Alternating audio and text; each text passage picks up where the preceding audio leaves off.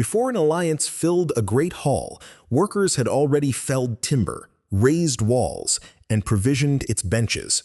That ordinary labor exposes the political system behind the building's imposing scale. A hall could gather rivals under one roof, but architecture never guaranteed agreement. Its power lay in controlling arrival, seating, hospitality, witnessing, and departure. Archaeology recovers these spaces through post holes, floor layers, hearths, entrances, and discarded material. Later poems and sagas animate halls vividly, although their literary worlds cannot serve as excavation reports. The building itself becomes our anchor, changing meaning as each kind of evidence enters. Great halls varied widely across Scandinavia and the wider Norse world. Some stood within elite farms, while others occupied complexes with ritual or royal associations. Size alone cannot identify a king, and modern labels sometimes compress distinct functions. At Lejre on Zealand, successive large halls form part of an extraordinary elite landscape. Archaeological phases span centuries, showing continuity without confirming legendary Skjoldung rulers. Later Danish tradition made Lejre a royal origin place and enriched its remembered prestige. At Tissø, also on Zealand, a large complex combined halls with unusual deposits and specialized activity.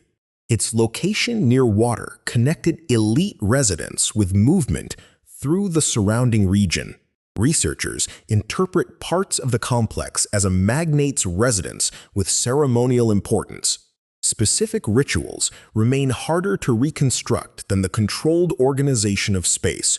Across the Kattegat, hall complexes at places such as Uppåkra show different regional histories. Uppåkra in Scania endured as a major settlement across much of the first millennium.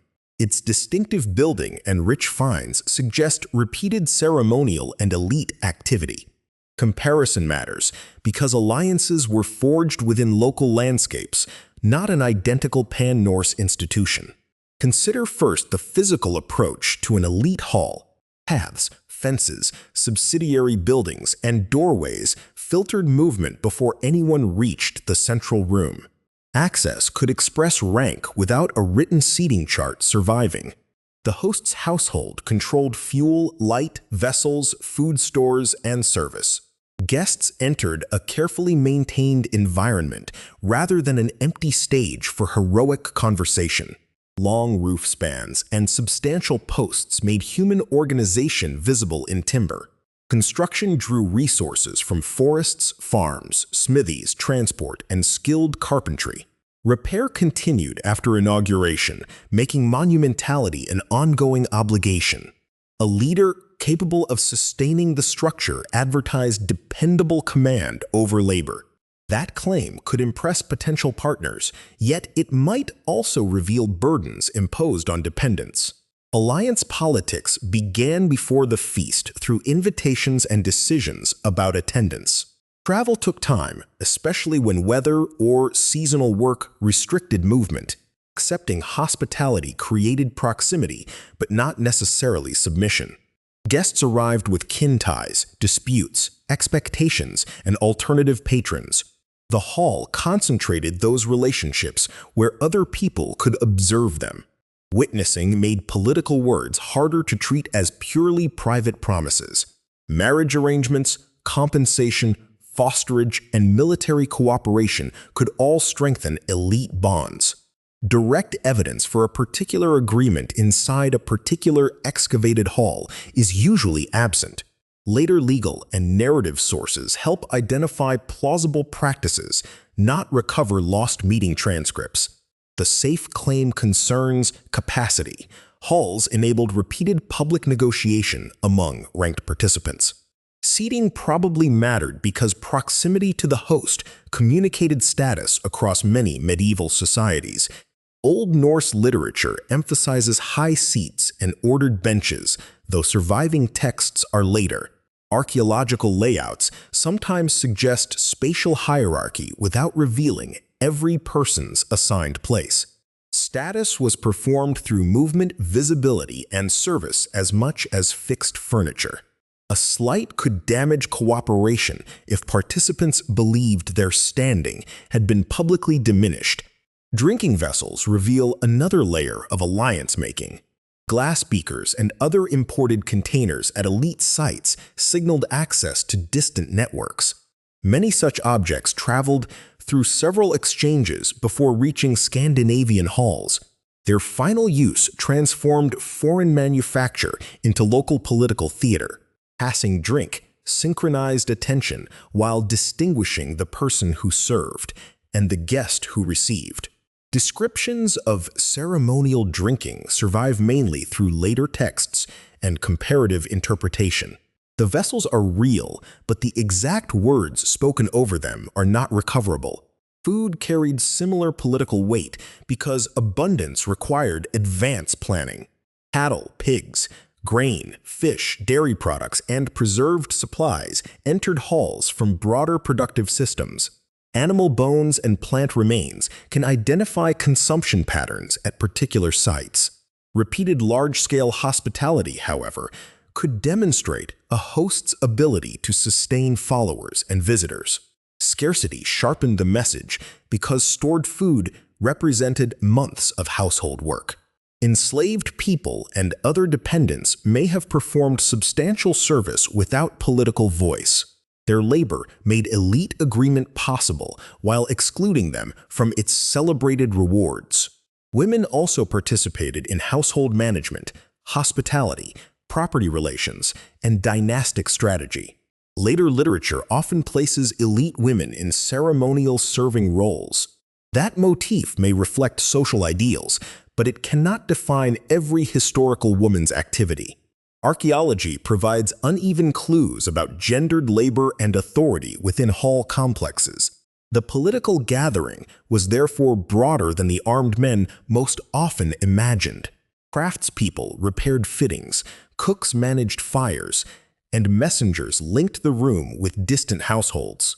Musicians or poets could shape reputation, although performance rarely survives beyond mediated literary traces. Praise made generosity memorable and spread a leader's preferred account beyond the building. Alliance depended partly upon which version of the gathering traveled afterward. Weapons complicated the hall's promise of controlled peace. Armed retainers embodied a leader's protection while making disagreement potentially dangerous. Some legal and literary traditions describe restrictions around assembly or hospitality. Applying any one later rule universally to Viking Age halls would be unsafe. Architecture could manage movement, but social restraint ultimately kept negotiation from becoming violence.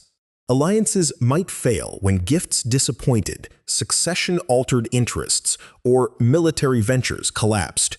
The excavated floor rarely records a broken promise as a distinct layer. Burning also demands caution because destruction can result from accident, conflict, or deliberate closure. A burned hall does not identify an attacker without independent evidence. Rebuilding may indicate recovery, renewed authority, or a new group claiming the prestigious site. At Lejre, successive halls shifted position while maintaining the landscape's elite importance. That pattern suggests institutions could outlast individual buildings and perhaps individual leaders. The hall was thus both structure and recurring political event. As Scandinavian kingdoms consolidated, elite architecture changed alongside Christian and administrative institutions. Royal centers, fortified sites, towns, and churches offered additional places for governing relationships.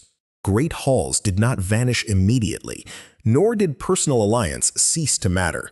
Their political monopoly weakened, as authority acquired other buildings, records, and officers. Later sagas preserved the hall as the definitive arena of heroic society. Literature crowded it with kings, poets, feuds, omens, and unforgettable speeches.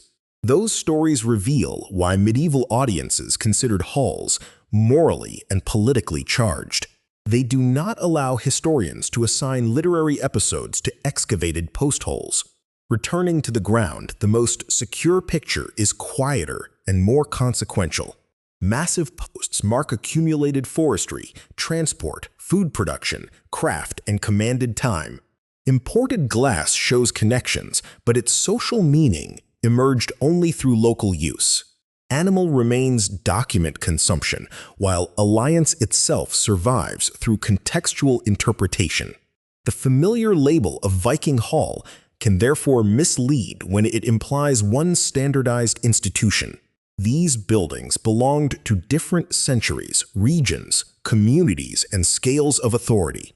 What united them was their capacity to make unequal relationships visible and repeatable. Alliances were forged there because people, resources, witnesses, and reputations could be concentrated. The hall's greatest political weapon was not grandeur alone, but control over gathering. Behind every remembered toast stood a building maintained by many who never shared equal power.